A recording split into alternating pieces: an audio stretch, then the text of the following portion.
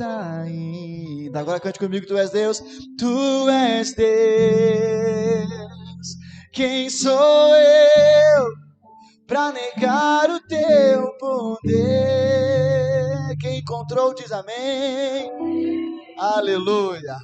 Filemão, capítulo 1, porque só tem o capítulo 1, meus irmãos. É uma página só. A partir do versículo 1, nós vamos ler toda a epístola de Filemão nesse momento. Eu peço, portanto, que você preste bastante atenção para que não se perca na leitura. Diz assim, Filemão, versículo 1. Paulo, prisioneiro de Cristo Jesus, e o irmão Timóteo, a você, Filemão, nosso amado cooperador, a irmã Áfia, a Arquipo, nosso companheiro de lutas, e a igreja que se reúne com você em sua casa. A vocês, graça e paz da parte de Deus, nosso Pai, e do Senhor Jesus Cristo.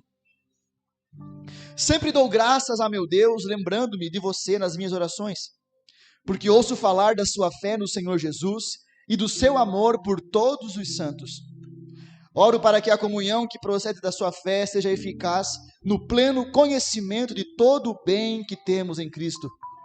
Seu amor me tem dado grande alegria e consolação, porque você, irmão, tem reanimado o coração dos santos. 8. Por isso, mesmo tendo em Cristo plena liberdade para mandar que você cumpra o seu dever, prefiro fazer um apelo com base no amor. Eu, Paulo, já velho, e agora também prisioneiro de Cristo Jesus, apelo em favor de meu filho Onésimo, que gerei enquanto estava preso. Ele antes lhe era inútil, mas agora é útil, tanto para você quanto para mim. Mando-o de volta a você, como se fosse o meu próprio coração. Gostaria de mantê-lo comigo para que me ajudasse em seu lugar, enquanto estou preso por causa do Evangelho. Mas não quis fazer nada sem a sua permissão, para que qualquer favor que você fizer seja espontâneo e não forçado. Talvez ele tenha sido separado de você por algum tempo, para que você o tivesse de volta para sempre, não mais como escravo, mas acima de escravo, como irmão amado. Para mim, ele é um irmão muito amado, e ainda mais para você, tanto como pessoa, quanto como cristão. Assim, se você me considera companheiro na fé, receba-o como se estivesse recebendo a mim. Se ele o prejudicou em algo ou lhe deve alguma coisa, ponha na minha conta. Eu, Paulo, escrevo de próprio punho, eu pagarei.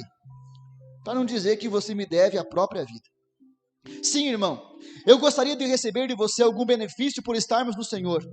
Reanime o meu coração em Cristo.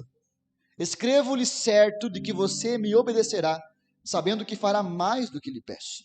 Além disso, prepare-me um aposento, porque graças às suas orações, espero poder ser restituído a vocês. Epáfras, meu companheiro de prisão por causa de Cristo Jesus, envia-lhe saudações. Assim como também Marcos, Aristarcos, Demas e Lucas, meus cooperadores. A graça do Senhor Jesus Cristo seja com o espírito de todos vocês. Amém? Senhor, nós somos gratos, Pai, por esse ambiente maravilhoso que o Senhor nos proporciona viver e estar inseridos. Obrigado pela alegria da Tua presença, pela alegria da salvação. Recebe, Pai, nossos louvores, nossas intercessões, mas em nome de Jesus, fala conosco por intermédio da Tua palavra. Espírito Santo, guarda o nosso coração em Ti, e nós, como diz Tua palavra, levamos cativo a Ti o nosso pensamento. Que todos que o Senhor trouxe aqui, saiam daqui edificados pela Tua palavra. Em nome de Jesus, se concordam, dizem amém.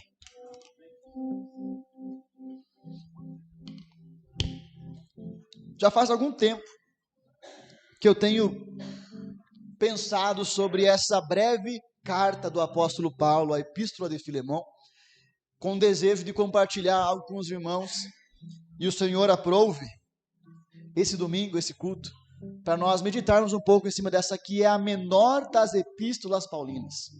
Paulo, como os irmãos bem sabem, escreveu mais da metade dos livros do Novo Testamento. As cartas às igrejas, as epístolas pastorais, e essa epístola aqui parece ser a mais pessoal e intimista do apóstolo. Quando Paulo, ele dirige essa carta a um homem específico chamado Filemão, intercedendo em favor de um homem específico chamado Onésimo, como você acompanhou a leitura aqui.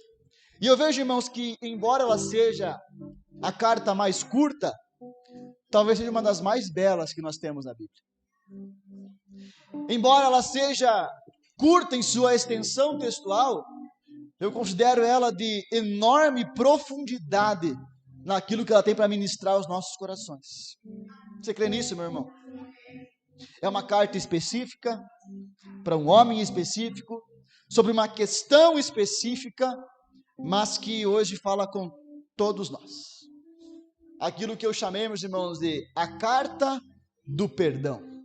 Repete comigo, Filemão, a carta do perdão.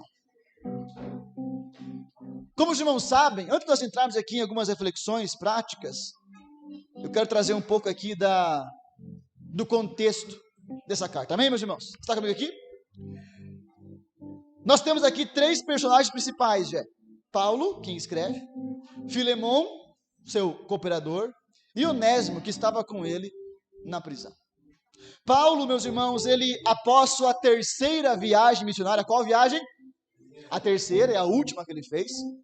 Ele é preso, acusado injustamente pelos judeus, e é preso em Jerusalém. Então, ele fica sob custódia da prisão em Cesareia por 2 anos. Quanto tempo? 2 anos. Ali que ele fala com Félix, ali que ele fala com Agripa, você lê isso em Atos. Amém, meus irmãos? Leia Atos, leia a Bíblia, a propósito. Em nome de Jesus. Após esses 2 anos, meus irmãos, ele havia recebido uma palavra do Senhor que, como ele tinha testemunhado em Jerusalém, em outros lugares, ele também deveria testemunhar o evangelho em Roma. Então Paulo, que além de judeu, também era cidadão romano, ele apela por seu direito e fala o seguinte: eu quero ser julgado por César. Me mandem para Roma. Quero ser julgado lá. Não quero Félix, não quero Agripa, não quero ninguém de vocês. Eu quero Roma. Irmãos, abri um parênteses aqui. Paulo poderia ser solto depois da prisão em Jerusalém, mas ele escolhe permanecer preso para cumprir o propósito de sua vida. Paulo não pede para sair da tribulação, porque aquela tribulação fazia parte do propósito de Deus para a salvação e a proclamação do Evangelho. Paulo então vai em viagem para Roma, acontece um naufrágio terrível, ficam na ilha um tempo, é mordido por uma víbora. A multidão, meu irmão, olha, vou tentar abrir mais um parênteses aqui, pastora Paulo. A multidão não pode ser o teu termômetro de sucesso, seja ministerial, familiar, pessoal. Porque, Dani, a multidão é muito volátil. A opinião alheia é volátil. Quando Paulo chega na ilha, depois do naufrágio, a ilha de Malta, se não me engano, né? Ele está ali se aquecendo no fogo e uma cobra pica ele, meu irmão. E todo mundo fala assim: esse cara é amaldiçoado. Estava preso. Não bastava estar preso. Sofreu um naufrágio. Não bastava o naufrágio. Foi picado por uma cobra. Ô homem maldito. Depois de um tempo, Paulo sacudiu a cobra no fogo. O veneno não fez nada com ele, porque estava debaixo do propósito do Senhor. Amém? E a multidão fala assim: esse aqui só pode ser um Deus. Paulo vai de maldito demônio a Deus em minutos para a multidão. Assim somos nós, a multidão. Um dia você é amado por ela, outro dia você é odiado por ela. Paute a sua vida na opinião de Deus, do nosso Senhor. Segue a viagem, Paulo chega a Roma. Em Roma, Paulo tem 2 prisões. Primeiro, uma espécie de prisão domiciliar, onde ele tinha uma casa alugada e guardas romanos faziam escala para ficar ali observando ele. Amém, meus irmãos? Estão comigo aqui? Estão me ouvindo bem? Entendendo bem? Nessa prisão, Duda, Paulo fez muitos discípulos. Ele escreve em sua carta e fala assim: os da casa de César também vos saúdam. Porque os guardas de César Augusto, o imperador, foram alcançados pela mensagem de um homem que estava preso. Depois, Paulo vai para a segunda prisão, agora essa insalubre, escura, subterrânea, onde dali ele sai para a sua decapitação. Mas é na primeira prisão em Roma, a prisão domiciliar, que Paulo escreve diversas cartas: Efésios, Filipenses, Colossenses e Filemão. A carta que nós lemos aqui. Paulo não falou assim: quando eu sair dessa prova, eu vou fazer alguma coisa para Deus. Quando me sobrar tempo, eu vou fazer algo para Deus. Quando eu me sentir livre e feliz, eu vou fazer algo para Deus. Não. Paulo, na prisão, escreveu coisas extraordinárias que fundamentam nossa fé até hoje, meus irmãos. Amém, meus queridos? É nesse contexto de prisão que Paulo escreve Filemão. Entre o ano 60 e o ano 62 depois de Cristo. Ok? Diga aleluia. Diga estou entendendo. Filemão, o destinatário da carta. Quem era Filemão? Filemão era um cristão que morava na cidade de Colossos, para onde Paulo envia a carta aos Colossenses. Uma observação é que Paulo não foi até Colossos fundar a igreja.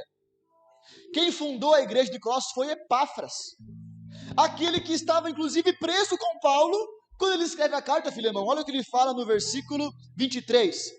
Epáfras, meu companheiro de prisão por causa de Cristo Jesus, envia-lhe saudações. Epáfras era pastor de Colossos. Epáfras fundou a igreja em Colossos. Amém, meus irmãos? Esse Filemão, irmã Eva, saudade de ti, irmã Eva, provavelmente era um homem muito abonado, abastado, a não fazer igual meu amigo Juan, que falou abestado, né? Alguns irmãos são mais abestados, outros menos, para falar sobre dinheiro, né? Abastados. Por quê, meu irmão? Porque ele era um senhor de escravos. E aqui, evidentemente, meus queridos, nós não defendemos a escravatura, Deus não defende a escravidão, amém? Mas era o contexto da época, a cultura da época. Para o irmão ter uma noção, na Roma antiga, irmão William, 90% da população era escrava. Já pensou numa coisa dessa?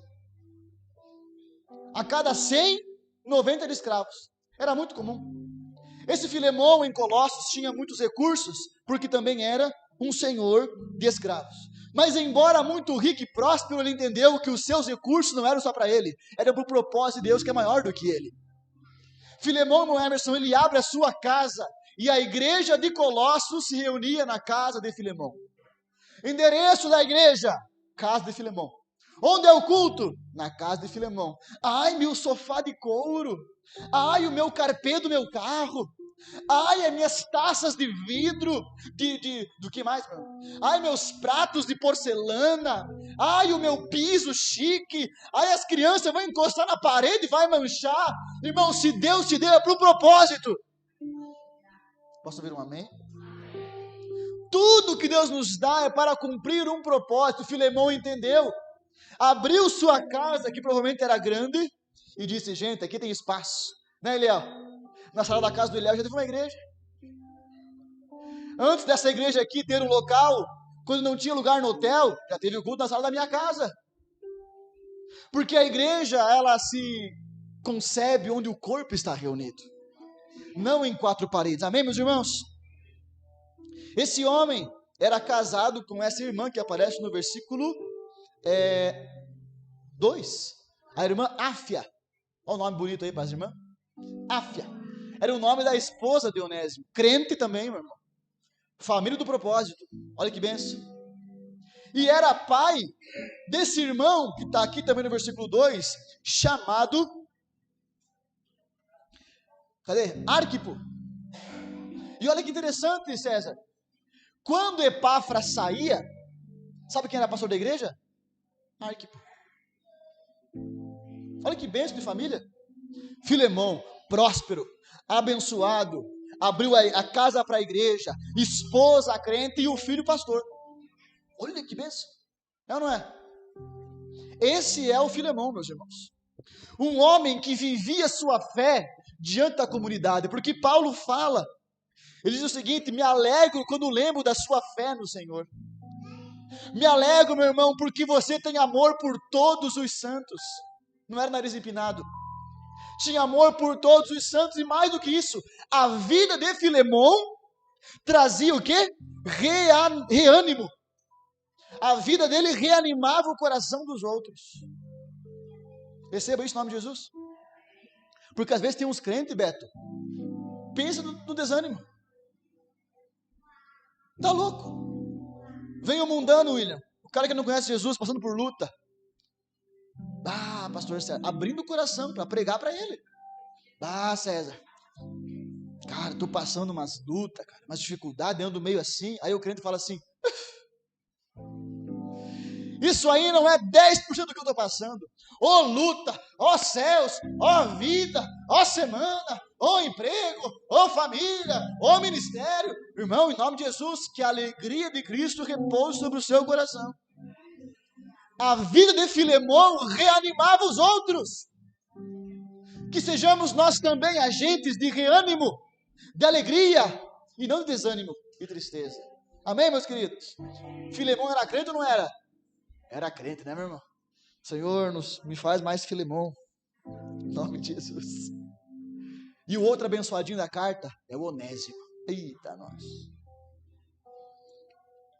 Carol, o Onésimo era um dos escravos do Filemon. E ele cansou de servir Filemon, que provavelmente era um senhor bom, porque ele era crente.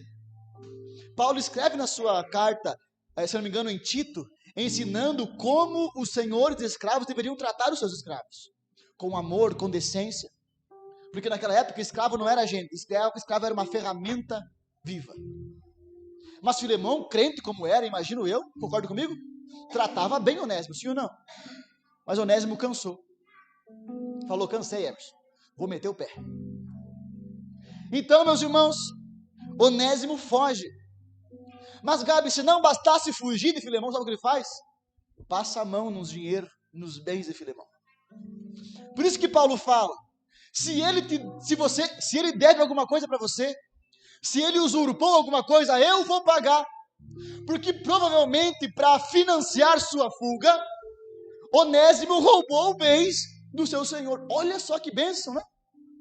Fugiu, traiu, roubou e pensou o seguinte: Maria, Carla, eu vou lá para uma cidade grande, não vou ficar em São Miguel, não vou ficar em Colossos, vou para Roma, vou para Floripa, vou para a capital do império, uma cidade cosmopolita, cheia de gente, todo tipo de gente. Vou para lá porque lá ninguém vai me reconhecer. Mal sabia ele que se eu faço a minha cama no mais profundo abismo, ou tomo asas da alvorada e subo aos montes, ainda lá os teus olhos estão me vendo. Para onde me esconderei da tua presença? Não tem onde você vá, meu irmão, que Jesus não te encontre. Não tem caminho tortuoso que Jesus não possa chegar. Não tem poço tão profundo que a graça não seja mais profunda ainda. Ele vai para Roma fugido, ninguém vai me encontrar aqui. Parece aqueles crentes. Tem história assim.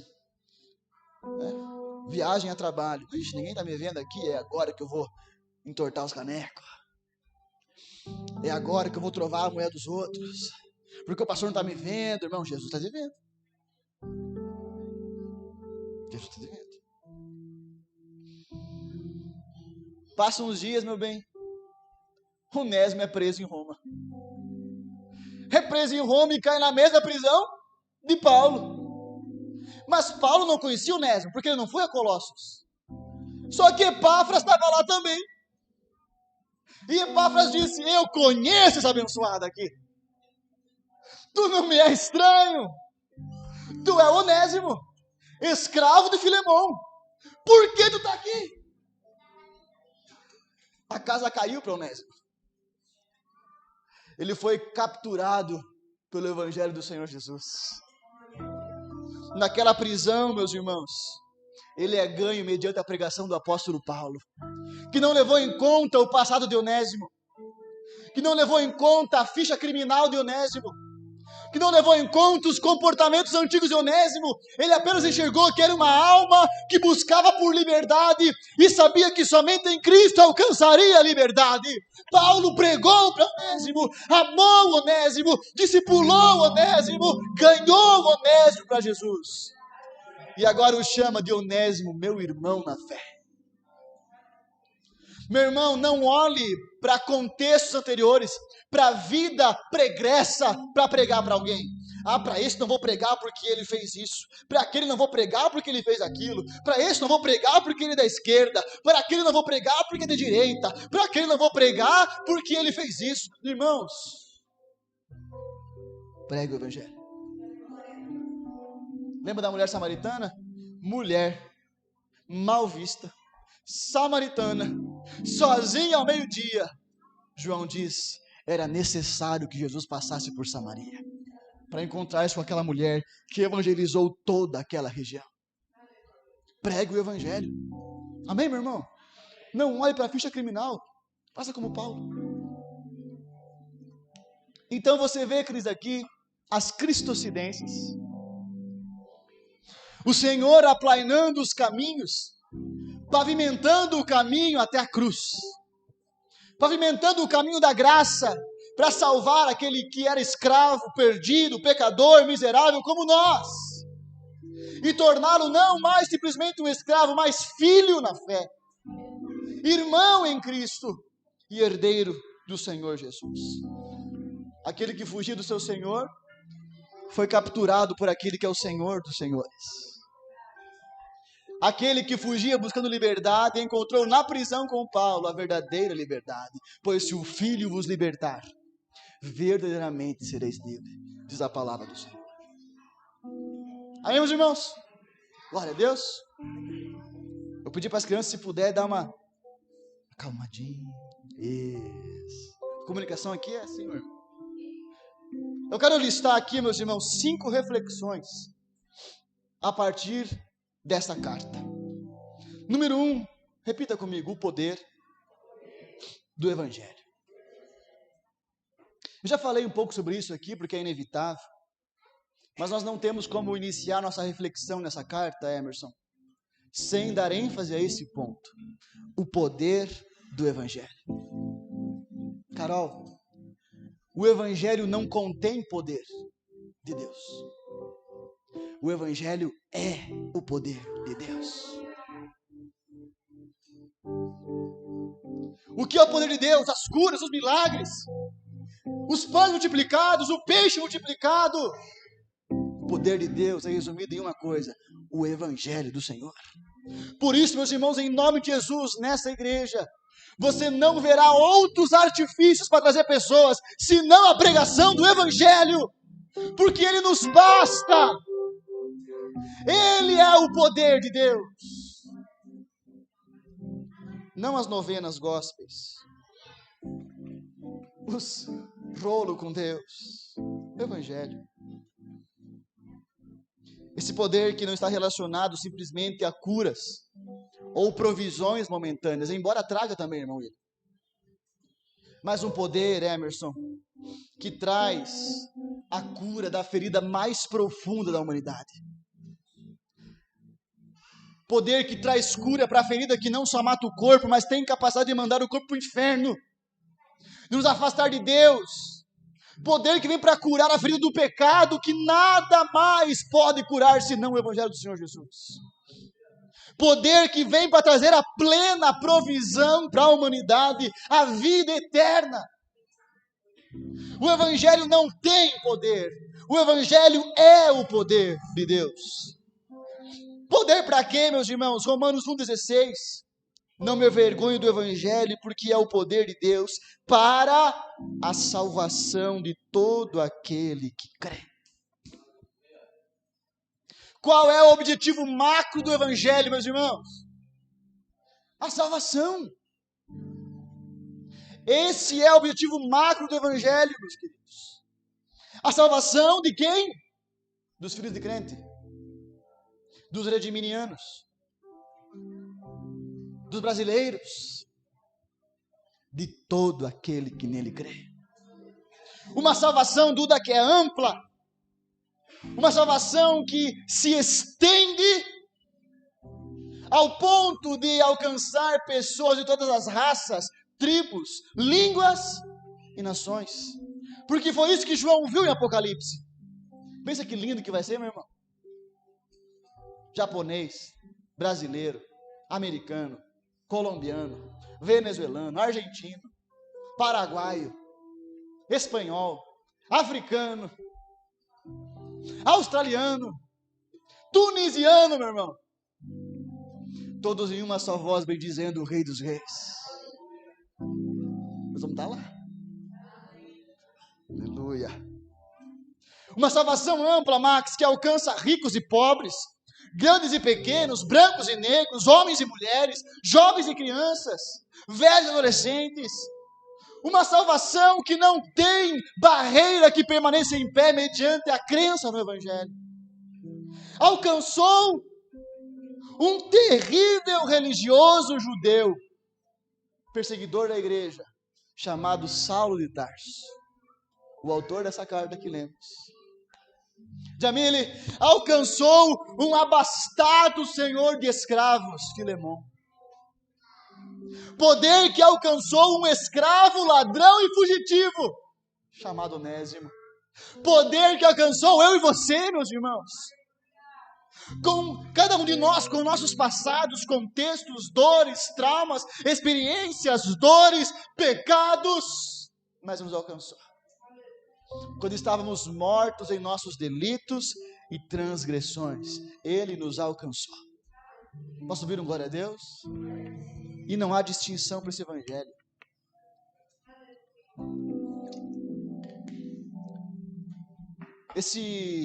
Na minha última semana de férias, onde eu fui visitar uns familiares e uns amigos, eu tive o privilégio, falei com os irmãos, de pela primeira vez ir num culto com minha tia e meu tio que moram em Bombinhas. Uma vida sempre no rolo, confusão, bagunça, misericórdia, meu irmão. Ou vida enrolada. Meu tio foi para a igreja. Eu fiquei surpreso, falei, mas não acredito. Eu só acredito vendo. Eu vendo, não acredito. E minha tia foi, daí que a casa caiu, meu irmão. A minha tia batizou na praia, pensa que chique. Fomos no culto, pastora Paula, com eles. Sabe o que chamou a atenção do meu tio? Meu tio é mestre de obras, mão cheia. Bombinhas, construção a todo vapor. O chefe dele, milionário, disse, Chico, eu vou pagar para você a inscrição para o nosso retiro. Vamos com a gente? Porque como Filemão entendeu que seus recursos não são só para ele, é para alcançar outras pessoas. César, quando meu tio chega no retiro, sabe quem estava limpando o chão? O milionário. Para o pobretão sentar num ambiente limpo e confortável. Uma das coisas mais lindas da igreja é que não há distinção. Aqui não tem distinção. Rico, pobre, grande e pequeno, famoso, obsoleto, anônimo. Porque o poder do Evangelho alcança uma salvação ampla. Como diz Gálatas 3:28, não há judeu, nem grego, escravo, nem livre, homem, nem mulher, pois todos são um em Cristo Jesus. Primeira reflexão da noite, com base nessa carta, o poder transformador do Evangelho. Se nós deixarmos de crer no poder do Evangelho, podemos fechar essas portas e ir para o mundo. Para esse não adianta nem orar. Isso aí é só um caminhão de anjo. Um bitrem de anjo. Isso aí não adianta nem convidar, pastor. Se Deus me salvou, te salvou. Amém? Poder transformador de salvação. A segunda reflexão, repita comigo. Podemos nos identificar nos três personagens. Quais são os personagens? Paulo, Filemão e Onésimo. E eu percebo, Jean, que nós podemos e devemos nos identificar nesses três personagens principais, em cada um deles, meus irmãos. A começar por Onésimo. Vamos começar do pior, né? Aparentemente. Onésimo. Lutero, no seu comentário bíblico, quando ele chega em Filemão, ele fala o seguinte: todos nós somos onésimos. Todos nós. Por quê? Porque andávamos escravos do pecado, mas agora somos livres em Cristo. Porque vivíamos como andarilhos errantes em busca de uma liberdade, e alcançamos na pessoa do Filho de Deus. Porque nós vivíamos fugindo do nosso Senhor e subtraindo dele os seus bens. Somos Onésimo porque estávamos perdidos e fomos encontrados. Somos Onésimo, meus irmãos, porque estávamos destinados à morte, mas recebemos a vida eterna. Como Onésimo, nós não merecíamos salvação, mas recebemos pela graça de Deus. De criminosos, pecadores, assassinos do Filho de Deus, fomos feitos filhos de Deus, co-herdeiros com Cristo Jesus. Sabe o que significa Onésimo? Útil. E Paulo pega esse jogo de palavras e fala assim: Onésimo antes ele era inútil, mas agora é útil, tanto para mim quanto para ti. Vivíamos uma vida inútil, e o Senhor nos dá uma vida com propósito, uma vida com horizonte, uma vida com algo além do aqui e do agora, com uma esperança viva no nosso Senhor.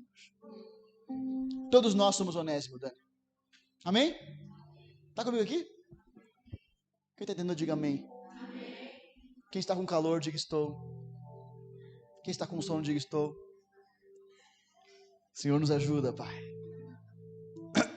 Deixa eu me esforçar mais aqui. Em segundo lugar, nós podemos nos identificar também com Filemão. Em nome de Jesus, receba na sua vida. Em primeiro lugar, porque Filemão aponta um tipo de cristão que nós devemos ser. Aquele que os seus líderes, seus amigos, os próximos, os familiares, podem testemunhar a seu respeito. Como Paulo testemunhou sobre Onésimo, sobre Filemão. Não foi Filemão que disse assim: eu sou um grande homem de Deus. Olha só, quando eu passo, eu deixo um rastro de alegria onde eu passo. Não foi Filemão, foi Paulo. E olha que Paulo é crítico. Paulo diz assim: cara, eu me alegro tanto em lembrar de você, Filemão, porque a tua fé é genuína. A tua fé não é fingida, porque você ama, não com palavras como vimos hoje, mas ama com ação, a ponto de abrir sua casa, seus recursos, sua vida, sua família pelo Evangelho, do amor ao próximo. Filemão, eu lembro de você e me alegro, porque a sua fé alegra o meu coração, e mais do que isso, a sua vida reanima os demais cristãos. Amém? Em nome de Jesus, que eu e você possamos, não de nós mesmos, abrir os lábios para nos elogiar, mas que pessoas que convivem conosco possam enxergar a fé que professamos na vida prática, mas que as pessoas próximas em nossa volta possam dizer assim: olha, eu me lembro do Emerson, da Duda, da Marine, do William, da Jamile, da Paula, da Maria, da amiga da Maria, que eu não lembro o nome, mas o Senhor lembra, do Eliel, da Aline, da Cris. Não é uma fé fingida, mas é uma fé genuína.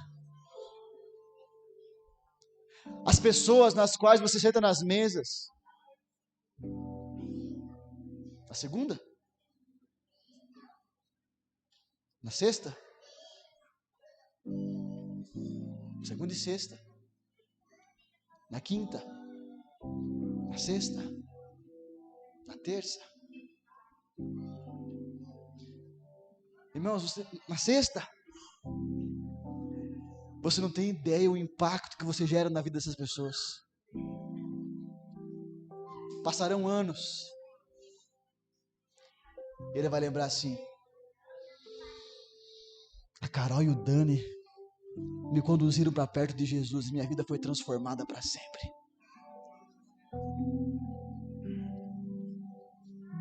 Em segundo lugar, Nós devemos nos identificar em Filemão porque ele aponta um desafio que nós temos que abraçar. E agora a porca começa a apertar. Estão até a água aqui. Esse cristão exemplar, que é Filemão, recebe um profundo teste da sua fé. Tem cristão aqui? A sua fé vai ser testada. Como também vimos hoje pela manhã. Né, Max? Em 1 Pedro, né?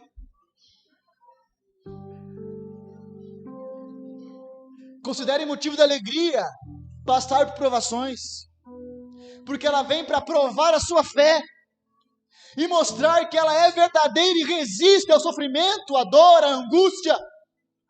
Uma fé que resiste à doença, uma fé que resiste à crise, uma fé que resiste às dores, às percas, às traições, aos danos e permanece viva. Provamos para nós, provamos para Deus, provamos para o inimigo, para o mundo inteiro, que não servimos a Deus por aquilo que Ele faz, mas por quem Ele é. Esse cristão, Fabiano, extraordinário, maravilhoso, exemplar, passa por um profundo teste da sua fé. Filemão é traído por Onésimo. Onésimo talvez fosse o melhor senhor de escravos que Colossos já viu. Filemão é traído, é prejudicado. Filemão é ofendido. Você já foi alguma vez ofendido, traído? Filemão foi ferido. Filemão foi lesado. Às vezes a gente senta com alguns Filemãos e o Filemão diz: mas pastor, tu não sabe o que ele me fez. Eu carrego traumas na minha alma até hoje por aquilo que ela fez comigo. Eu tenho que fazer terapia até hoje por aquilo que sofri por essa pessoa. Eu tenho crise de ansiedade até hoje, muitas vezes, por lembrar aquilo que aquela pessoa fez comigo. Me traiu, me feriu, me destruiu. Faz sentido, meu irmão? Isso aconteceu com Filemão, porque sermos cristãos genuínos não nos priva de dores, não nos priva de momentos de dificuldades. Filemão, Duda, tem todos os direitos legais para acabar com Onésimo. Naquele contexto, um escravo fugitivo, ele poderia ser punido de diversas maneiras: açoitado, decapitado, crucificado, ou no mínimo, ser marcado a ferro quente tipo boi, com um F na testa, para que todo mundo veja: fugitivo, pecador, traidor, malfeitor. Filemão tinha todo o direito do mundo para fazer isso. E então chega Paulo, usado pelo Espírito Santo, e na sua carta está pregando a Filemão e pregando comigo e contigo, amém? E ele fala assim: Filemão, eu sei que você tem direito de fazer isso, mas o meu pedido é: receba ele como teu irmão.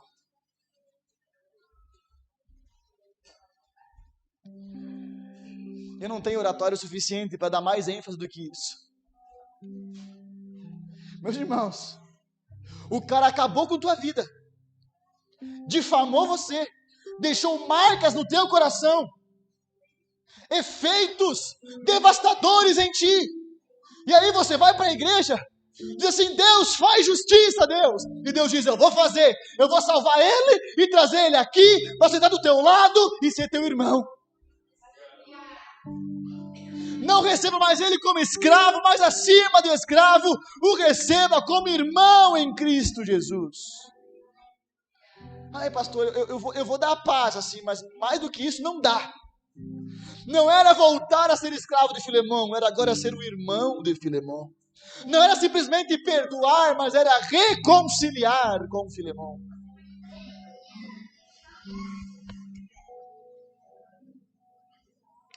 O que você acha disso, meu irmão?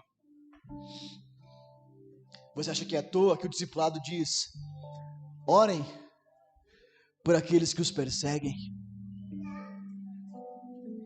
E não é orar para Deus matar, é orar para Deus abençoar.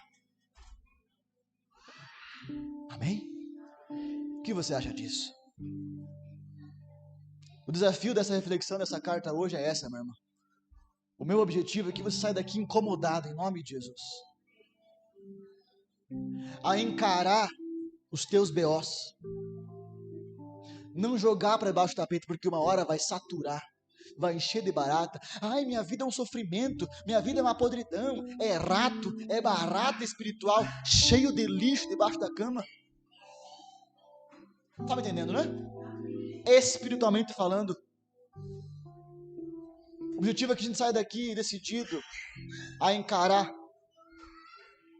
o desafio do perdão. Essa carta é linda de ler e dificílima de viver, mas devemos. É o desafio de não medir o outro por aquilo que ele nos fez, mas medir o outro por aquilo que Cristo nos fez. Eu vou repetir. Nós cristãos, meus queridos, temos o desafio, porque de fato é, de não medir os outros por aquilo que eles fizeram conosco, mas por aquilo que Cristo fez por nós e está fazendo nos outros. Amém? Nós podemos nos identificar com Filemão, com Onésimo, mas também podemos nos identificar com Paulo, porque nessa ocasião aqui, a vida e a atitude de Paulo estão refletindo claramente a ação de Cristo, do Senhor Jesus. Paulo está agindo aqui como um agente de mediação, perdão e reconciliação. Você percebe isso? Temos de um lado Filemão prejudicado, temos de outro Onésimo pecador, e no meio, Paulo, um mediador de paz, de reconciliação, de perdão. Paulo não toma partido, vou ficar com Filemão, vou ficar com Onésimo. Não toma partido. Ele fala, eu fico com a palavra de Deus. Eu fico com a vontade de Deus. Paulo, Jamile, não teme perder o apreço de Onésimo por o obrigar a voltar para Filemão. E também não teme perder o apreço de Filemão pelo pedido que faz em favor de Onésimo. Vocês estão entendendo? As ações de Paulo estão ancoradas, Fabiano, naquilo que ele experimentou. Sabe o quê? A graça. Eu era um perdido, perseguidor da igreja, fomentava a morte de cristãos, longe de Deus, e ele me alcançou. Faça a mesma coisa. Paulo coloca a sua vida, sua influência e seus recursos à disposição do ministério da reconciliação. Ele fala o seguinte: eu poderia mandar você, Filemão, mas eu escolho pedir em nome do amor. Paulo fala o seguinte: receba Onésimo como se fosse o meu próprio coração. Paulo está se colocando em favor de Onésimo, vocês entendem? Paulo diz, receba Onésimo como se estivesse me recebendo. Paulo usa a sua imagem diante de Filemão para servir um pecador chamado Onésimo. Paulo diz o seguinte: se Onésimo te deve alguma coisa, eu vou pagar. Você está comigo aqui ainda? Você quer ouvir a palavra ainda, meu irmão? Paulo se coloca com tudo o que é e com tudo o que tem em favor do propósito. Seu recurso, seu tempo, seu amor, sua dedicação, sua influência, sua vida. 2 Coríntios 5,18 diz assim: tudo isso provém de Deus, que nos reconciliou consigo mesmo por meio de Cristo e nos deu o ministério da reconciliação. Portanto, Max, um cristão consciente de que foi reconciliado com Deus pelo sacrifício de Cristo, não se esconde de se sacrificar, de se oferecer, de se entregar para reconciliar outros com outros e outros com Deus. Posso ouvir um amém? Aí eu entendo que você está entendendo. Quando eu pergunto amém, irmã, é para ter certeza que você está entendendo a palavra. Que você não está boiando. Amém? Aprendemos o que até agora? Número 1, o poder do evangelho para a salvação de almas. Alcança todo tipo de pessoa que crê.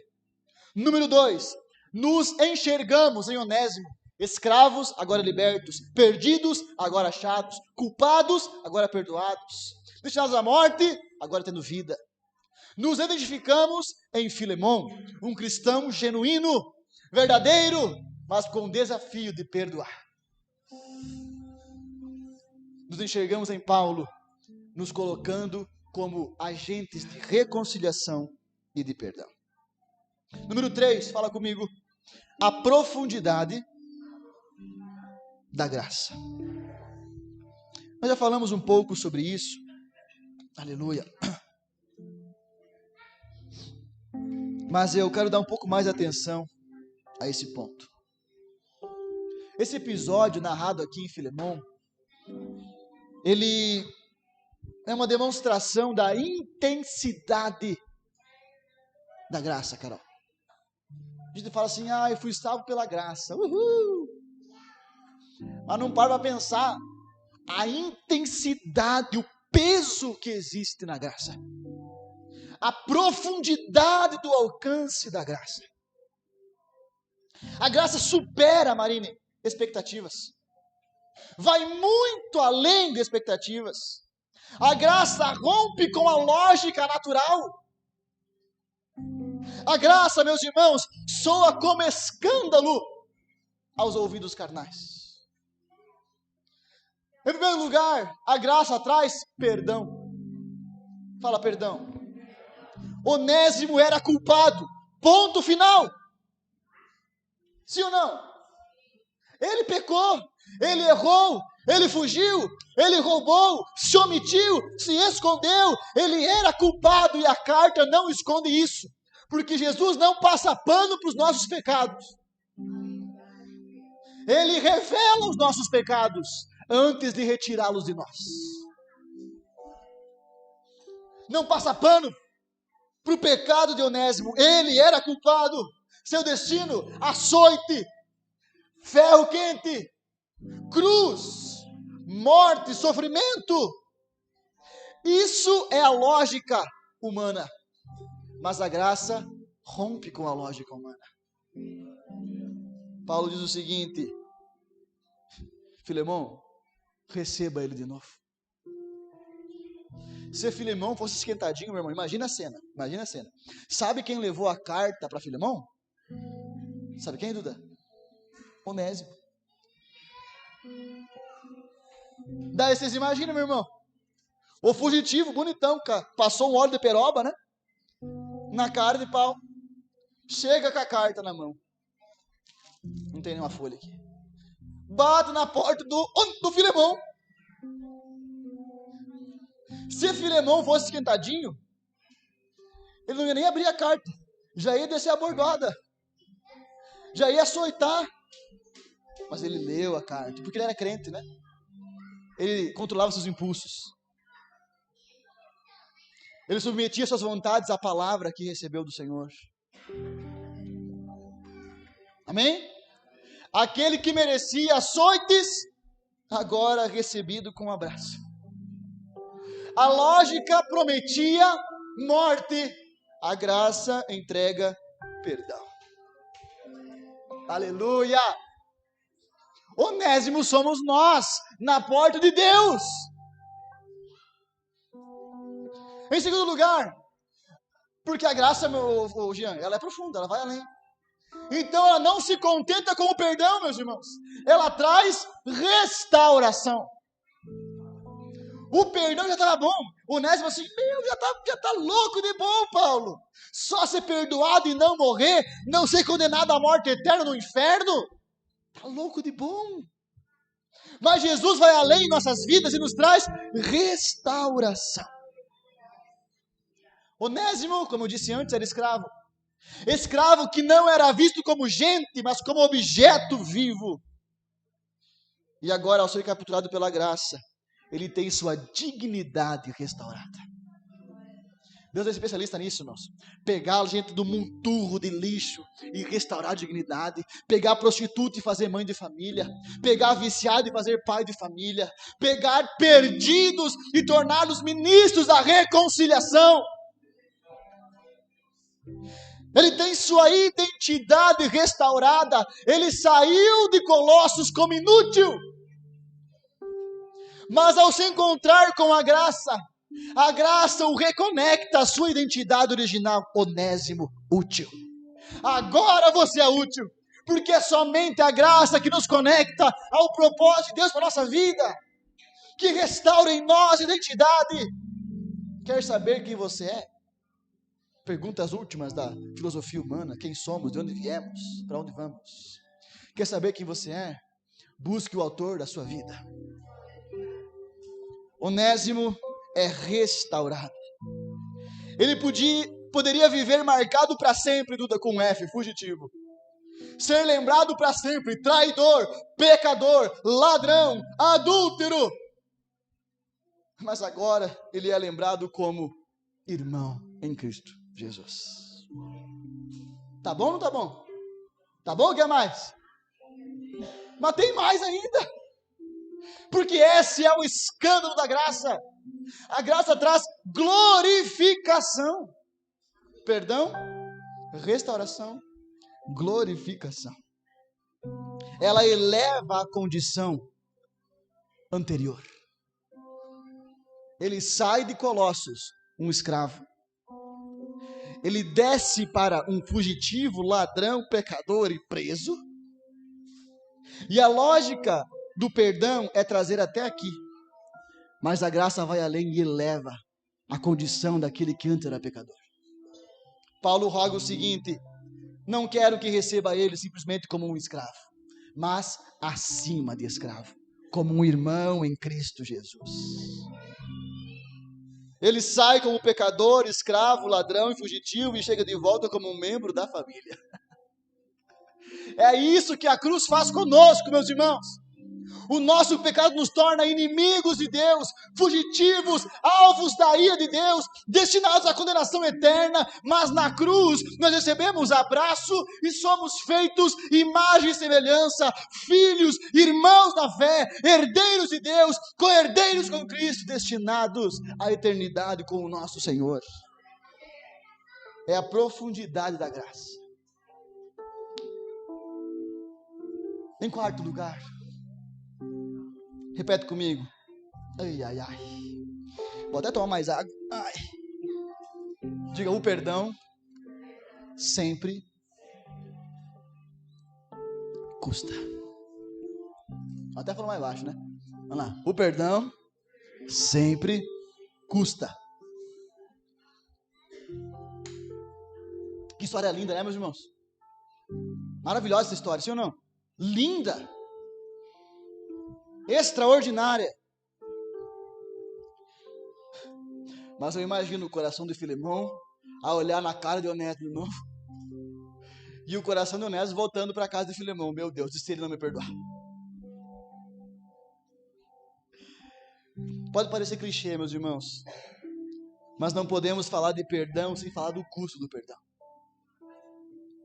A graça que recebemos de graça custa muito a quem nos oferece. O perdão nunca é barato. O perdão sempre é gratuito para aquele que recebe. Concorda comigo? mas sempre custa muito para aquele que oferece. E o nosso chamado hoje é o quê? É o perdão. Sermos Filemons. Abrir mão dos direitos legais. Abrir mão da lógica racional. E lembrar que o Senhor foi gracioso, misericordioso, compassivo, longânimo, bondoso conosco. E devemos retribuir isso com os nossos malfeitores. Perdoar é se entregar. Vocês querem ouvir a palavra ainda, meus irmãos? É 8:55. Vocês querem que eu conclua a palavra? Então tá bom. Hoje o Alex almoçou comigo lá em casa. E eu disse: Alex, você lembra do prefixo per? Nós temos uma língua latina. Vem do latim. E existe um prefixo latino, o prefixo per, que significa totalmente, completamente, perfeitamente. Por exemplo, existe um limite, você viu uma explicação de um cara, um químico falando sobre isso, um limite de moléculas, se não me engano, ou de átomos, que pode ser colocado sem que a molécula colapse. Então, por exemplo, você tem o hipocloreto, que é hipo, né? Abaixo. Você tem o cloreto. Você tem o não sei o que cloreto. E aí você tem o percloreto, que é o máximo de cloreto possível naquela molécula. Vocês entendem? Porque per significa completo, total, perfeito. Por exemplo, uma coisa pode ser feita, mas ela também pode ser perfeita. Feita com excelência. Por exemplo, alguém pode ter, de dar, né? O latim der, que significa dar, entregar. Mas alguém pode perder. Entregar-se totalmente. Alguém pode seguir você. Mas alguém pode perseguir você. Quer seguir ao máximo. Ao mesmo tempo, existe um verbo latim chamado donare. Donare significa doar. Alguém pode doar, mas nós somos chamados a perdoar. Porque o perdão é a doação máxima. O perdão é a doação perfeita. O perdão é a doação completa. Filemão, ao perdoar Onésimo, abriu mão dos seus direitos, doou os seus direitos. Filemão, ao perdoar Onésimo, abriu mão da lógica, doou a lógica. Filemão, ao perdoar Onésimo, abriu mão da razão, doou sua razão. Esse é o nosso chamado, meus irmãos. Um chamado à doação. Aprendemos também hoje pela manhã. Nisso consiste o amor. Jesus nos amou e se entregou por nós. E nós também devemos dar nossas vidas por nossos irmãos. Perdoar. Nos casos em questão, para Paulo, a intercessão por Onésimo está custando muito. Custou tempo para pregar e discipular Onésimo, amém? Custou esforço para cuidar de Onésimo. Custou seu amor para gerar um filho espiritual. Custou sua reputação diante de Filemão.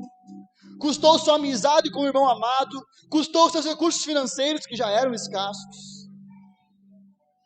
Porque o amor, a graça, o perdão, sempre custa. Para Filemão, o perdão a Onésimo custou o preço que ele tinha pagado pelo escravo. Custou os bens que ele roubou de Filemão.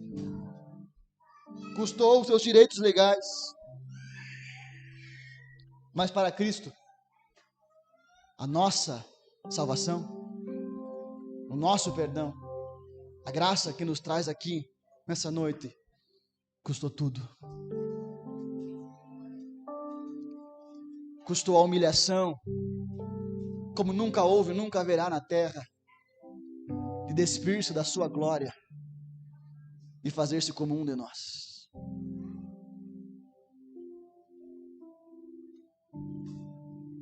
Custou sentir pela primeira e única vez na eternidade o Pai distante dele na cruz do Calvário. Custou a morte e o seu sangue vertido na cruz. Nós seríamos, no mínimo, egoístas se abraçássemos tamanha graça e não conseguíssemos dar uma medida assim de graça. Concorda comigo? Você disse que eu queria continuar essa pregação. Estou continuando. Para o último ponto, fala comigo, a cruz, 2 pontos. A cruz, 2 pontos. A reconciliação completa. E embora falamos tanto, não tem mais água aqui. Embora já falamos, eu tenho outra garrafinha aqui, essa aqui deve ser de domingo retrasado. Quarta, isso. Embora já conversamos aqui, acho que 1 hora, o que gerou essa palavra foi esse último ponto. Inclusive está na minha Bíblia desenhada aqui. Uma cruz. A reconciliação completa. O perdão completo.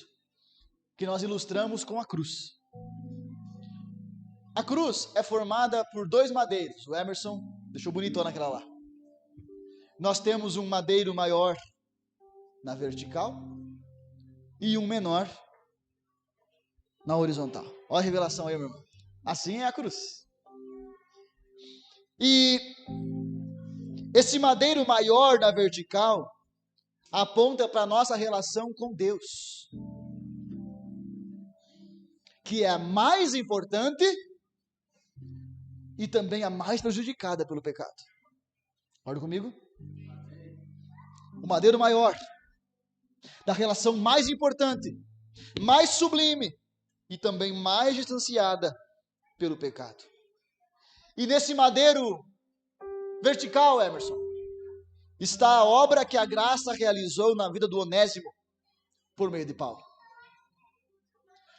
Onésimo chega naquela prisão não só inimigo de Filemão, mas inimigo de Deus. Não só longe de Filemão, mas longe de Deus. Não só traindo Filemão, mas traindo Deus. Concorda comigo? Está comigo aqui? E quando Paulo prega para Onésimo, Onésimo abre-se para o Evangelho, crê no coração, confessa com a boca, entrega a sua vida a Cristo, rende-se ao Senhor Jesus, os seus pecados são perdoados. Ele é justificado na mesma hora. É como se ele nunca tivesse pecado antes. Ele é feito filho de Deus, adotado como herdeiro de Deus. O Onésimo, irmão. E a sua restauração é feita na comunhão com Deus. A graça resolve esse madeiro maior, essa distância maior, o que nós não conseguiríamos, porque Jesus vem ao nosso encontro. E além de nos salvar, adotar, justificar, perdoar, a maior bênção da salvação é a reconciliação com Ele. Agora, Gabi, nós podemos dobrar o joelho e dizer: Pai, aleluia. Nós podemos levantar as mãos e dizer: a Ele que me resgatou, a Ele que me enxergou. Nós podemos nos reunir como igreja e com toda a alegria do coração celebrar o nosso Senhor, que não está mais irado conosco, porque o sacrifício de Cristo aplacou a ira que cairia sobre nós. Ele é de fato perdoado, restaurado, glorificado. Ele é levado de volta à sua identidade, onésimo, útil. ele é reconciliado com Deus, ele passa inclusive a ser usado na igreja. Paulo fala, ele é muito útil para mim aqui, cara. Ele fala assim, eu até queria segurar ele por aqui, Filemão, para servir no teu lugar. Onésimo passa a ser usado por Deus na mesma medida que Filemão era usado. O que você acha disso, Fabiano? Chega o cara que acabou com a tua vida, entra aqui, perdoado por Deus, e de repente ele vai começar a usar por Deus como você, ou até mais do que você. Porque a graça faz isso. Restaura a comunhão na vertical.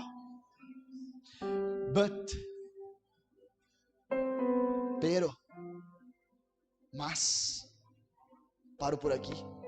Não sei mais como se fala mais em outro idioma. No entanto, todavia, porém, a cruz não é feita só de uma madeira na vertical. Tem um madeiro na horizontal, que aponta para a nossa relação com o próximo.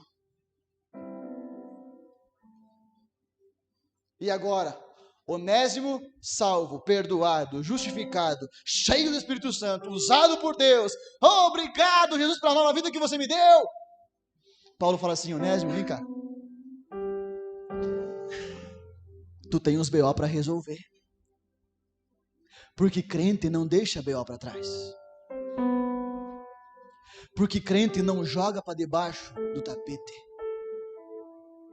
Porque crente não joga panos quentes. Está comigo? Ele fala assim, Onésimo, vai encarar o teu passado.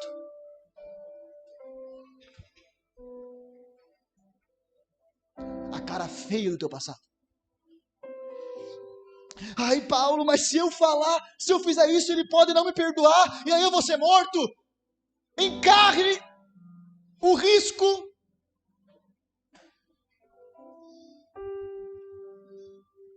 Para acertar o teu passado.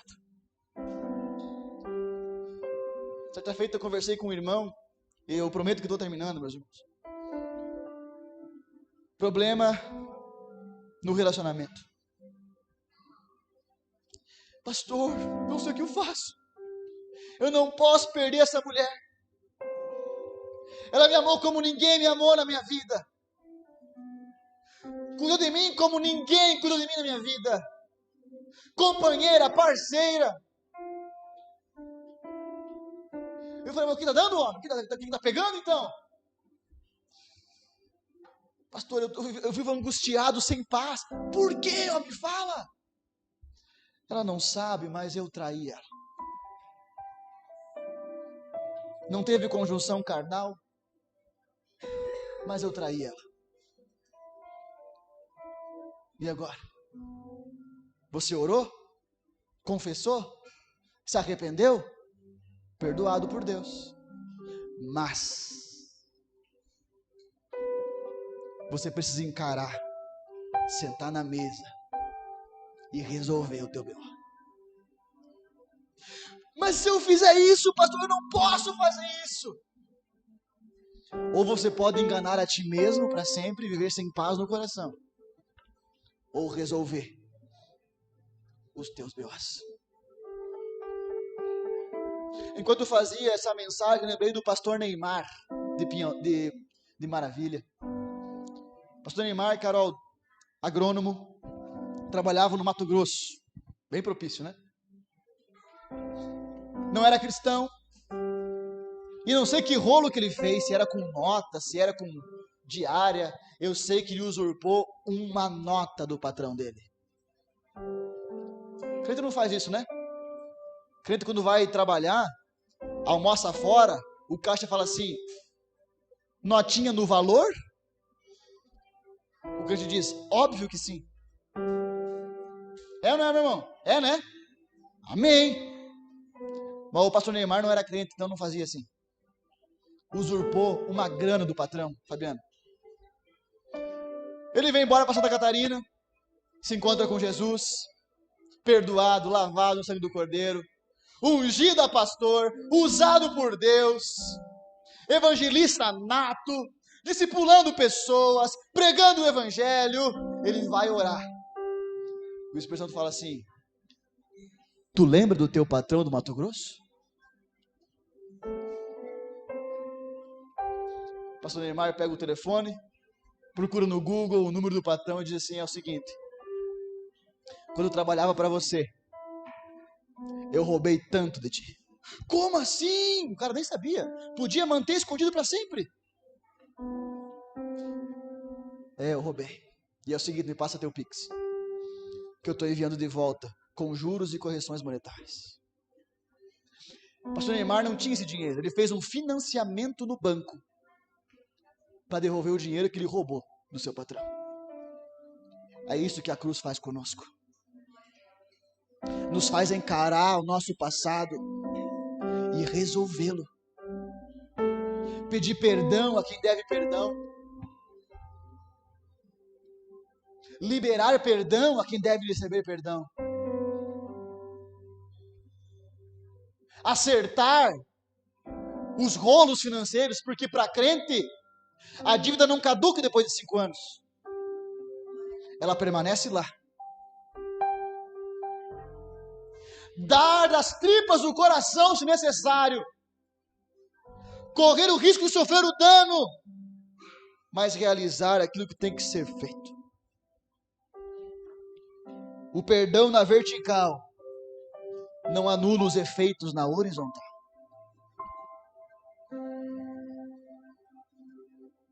Paulo não mantém Onésimo escondido. Fique por aqui, Onésimo. Ninguém vai saber que está por aqui. Eu falo para Epáfras, não conta, ó. Não. Porque Paulo era um servo de Deus. Onésimo também se tornou um servo de Deus. E Filemão também era um servo de Deus. Por isso a história terminou tão linda como estamos lendo. Porque quando existem servos de Deus, as coisas terminam bem. Fique em pé, por gentileza.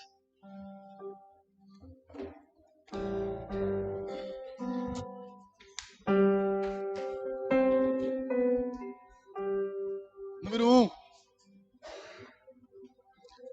O poder do Evangelho para a salvação de todo aquele que lhe crê. Número 2. Nos enxergamos em Onésimo, em Paulo e em Filemão. Número 3. A graça é profundíssima, mais do que você possa imaginar.